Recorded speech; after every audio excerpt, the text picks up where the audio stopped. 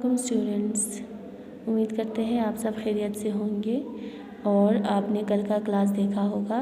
कल हमने lesson number 3 start किया था, बुरी सोहबत। उसमें हमने पढ़ा था कि एक चिनार पर चंद हंस रहते थे, जिनमें से एक नौजवान हंस होता है जिसको एक कौवे के साथ गहरी दोस्ती होती है, और एक बुज़ुर्ग हंस होता है जो अक्सर उस नौजवान हंस को नसीहत करते रहते हैं, एडवाइस करते रहते हैं कि उस कौवे के साथ दोस्ती नहीं रखनी है, क्योंकि वो जो कौवा होता है वो बहुत शरारत करते हैं और बहुत बदमाश होते हैं।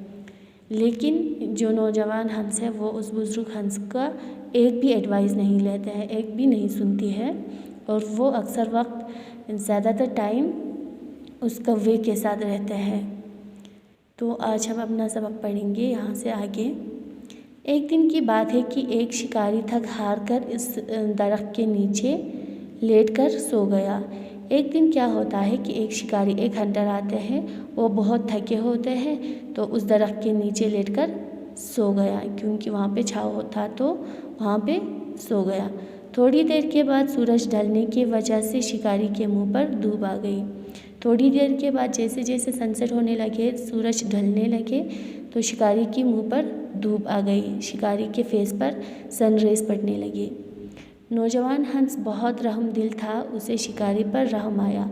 नौजवान हंस जो है बहुत काइंड था, उसे शिकारी पर रहम आया। वो बहुत रहमदिल था, तो उसे शिकारी पर रहम आया।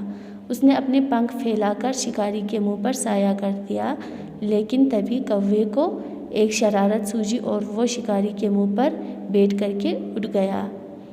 तो जब शिकारी के मुंह पे धूप आते हुए उस नौजवान हंस ने देखा, तो उसे उस पर रहम आया और अपना पंख फैलाया, अपना विंग्स को फैलाया, और जो शिकारी के मुंह पे धूप पड़ रहे थे वहाँ साया किया, शिकारी के मुंह पर साया किया।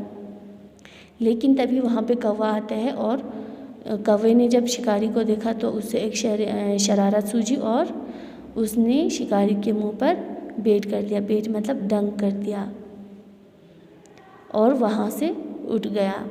हंस ने अचानक कौवे को उड़ता हुआ तो देखा, लेकिन उसकी यह हरकत नहीं देख सका। हंस ने कौवे को वहाँ से फिर उड़ते हुए देखा। जब वो बैठ करके उड़ रहे थे तब हंस ने उसे देखा, लेकिन उसने ये नहीं देखा कि उसने क्या किया है। उसने ये नहीं देखा कि कौवे ने शिकारी के मुंह पे बैठ किया है। बस उसने इतना देखा कि कौवा वहाँ से उड़ रहा है, उठ के चला गया, बस उतना देखा। मुंह पर बैठ गिरते ही शिकारी जाग उठा। जो ही उसके शिकारी के मुंह पे, शिकारी के फेस पे बैठ लगा तो वो जाग गया। उसे बहुत गुस्सा आया। ऊपर नज़र डाली तो हंस को पर फैलाए देखा। जब उसकी आँख खुली, जब वो नींद से जाग उठा, तो जब उसने अपने मुंह पे, अपने फेस पे बैठ देखा तो उसे बहुत गुस्सा आया। जब उसने ऊपर नज़र डाला तो देखा कि हंस पर फैलाए वहाँ पे है। वो समझा कि ज़रूर इसी हंस ने बैठ डालकर मेरे मुंह को पलीत किया और मुझे नींद से जगा दिया। उसने समझा कि ज़रूर इसी हंस ने मेरे मुंह पे, मेरे फेस पे बैठ डाला है और मेरे मुंह को पलीत किया। पलीत मतलब कहेंगे गंदगी, गंदा को। इसी हंस ने, उसने समझा कि इसी हंस ने मेरे मुंह को गंदा किया है, मेरे मुंह पे बैठ डाल के, और मेरी नींद को ख़राब किया है, मुझे नींद से जगाया है। क्योंकि वहाँ पे तो सिर्फ हंस ही था, अब तो कौवा तो उड़ चुका था, क्योंकि कौवे ने जो ही उस शिकारी के फेस पे बैठ दिया वो वहाँ से उड़ गया। और हंस ने भी नहीं देखा कि कौवे ने शिकारी के फेस पे बैठ किया है, चेहरे पे, मुंह पे बैठ किया है, तो वो भी वहीं पर शिकारी के मुंह को साया करते हुए वहाँ पे अपना पंख फैलाए बैठे रहे।